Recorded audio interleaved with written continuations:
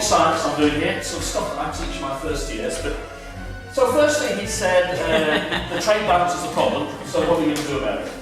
Well, I'm going to talk about this in two ways. Firstly, I don't know if you can see that, but there's an equation there, but there's an accounting identity, which it's the way that the data is constructed, which says that government expenditure minus taxation, that's the government deficit, plus exports minus imports, that's the balance of payment surplus, plus investment minus savings by households. It all adds up to zero. It has to add up to zero. That's how the national income statistics are constructed. If you fiddle about with that a little bit, what you get is something which sort of says the government deficit equals the trade deficit. Roughly speaking, I'm cutting a bit out, it's only 10 minutes. And if we look at the US in 2018, that's roughly true. G minus T, the government deficit in America is about £800 billion, and the trade deficit's a little bit less.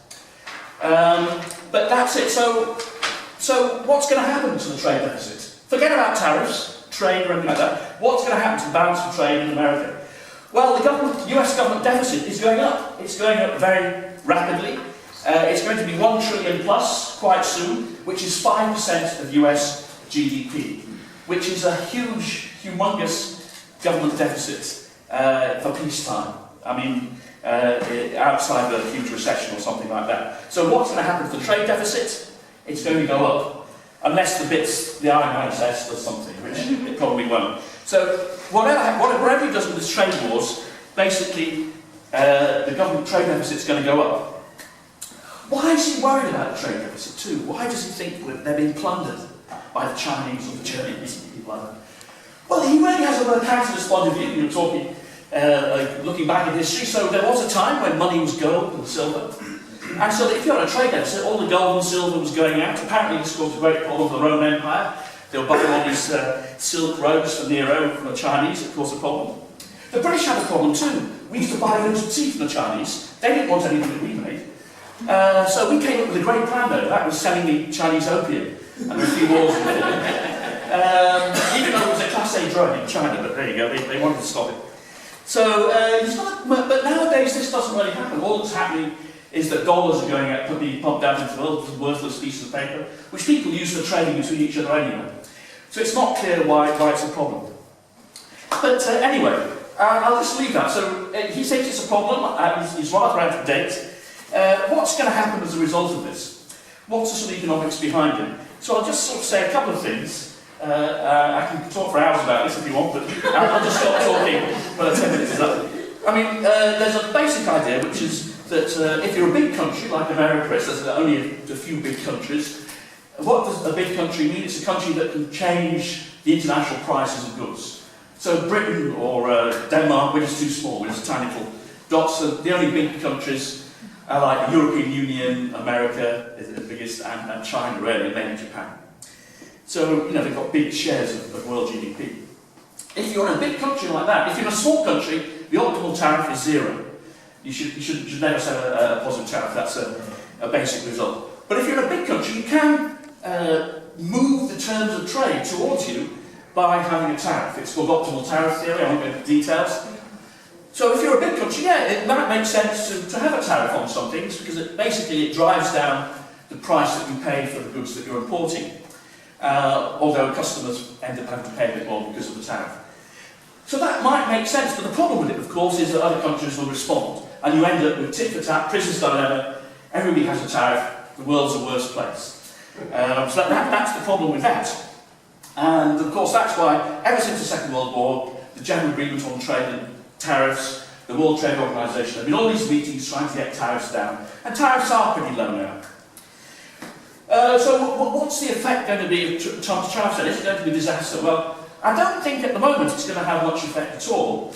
Let me just explain why. Partly, it's only America that's doing this, so countries are responding to America, but they're not putting tariffs on each other. So Europe isn't putting a tariff on China. It's just that, you know, America's doing it on certain goods, China's responding, they're doing it to Europe, Europe's responding, even little Canada, a small local economy, they knew they shouldn't do it, but they just got so annoyed that they thought we would do it anyway. So that's part. So most of the world trade is unaffected by these trade wars. Chinese-European trade is unaffected by it. So that's the first point. Secondly, it's not blanket tariffs as well, so it's quite limited. So the effect of these tariffs at the moment is really quite limited. World trade is still growing at 4%. It might have some effect. Chinese growth might fall by 1% or something. So unless it gets really bigger and out of hand, I don't think it's going to have any great effect. But of course it may intensify, and then of course if it does intensify, if for example it might intensify with China at least, and there might be big increases across the border with China, there might be quite a big trade war going on there. There will be knock-on effects, but it shouldn't really be exaggerated. I don't think it won't be the end of the world. I think we should be much more worried about wars and things like that than trade war. Real wars are much more scary than trade wars. How am I doing? Half an hour. Oh, well, I'm relaxed now. Try that. I thought, yeah. Okay, well, I'm relaxed. Easy to say now, really. But actually, is Trump though? Is Trump really? I'm a smart person. That's what he says. He's a really smart person. We all know it. He's told us he's a really smart person. Is he playing some sort of 3D chess? That's what people say, isn't it? When he's really smart, he's playing. Or 4D chess. I don't know what 4D chess is, but he's playing. Well, I think there is some. How might we get this? Well, we look at what he's happened with Canada.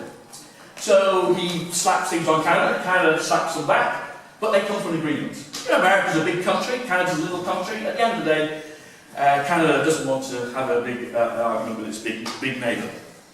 So it could just be it's the art of the deal. He's good at making deals. He's told us that as well. Like, I'm good at making deals. So and it seems to work. You know, basically there's a bit of argument.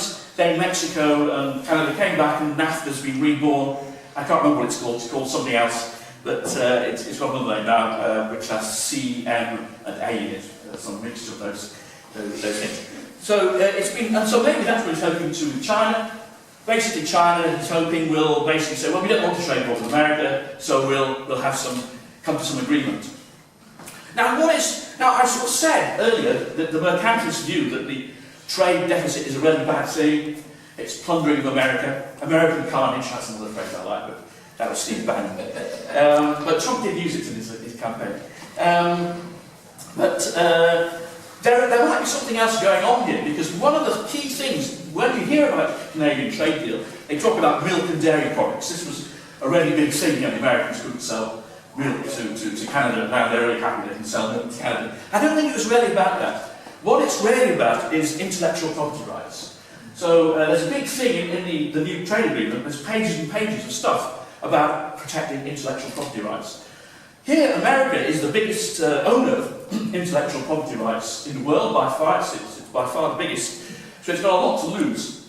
And they really want to get, in the future, the protection of those property rights enshrined in their various trade deals. And that's what he's managed to do with Canada. And that's probably what he's going to do with China. And that's probably the real goal, not the getting rid of the trade deficits. Well, that might be Trump's goal, but there are obviously some people behind him who are doing this. And actually, if you go back to the old, the old TPP, remember the TPP? And the one with it, so that was the protection of intellectual property rights was really very central to those. And that really reflects American interests. And that's how Trump is going to make America great again.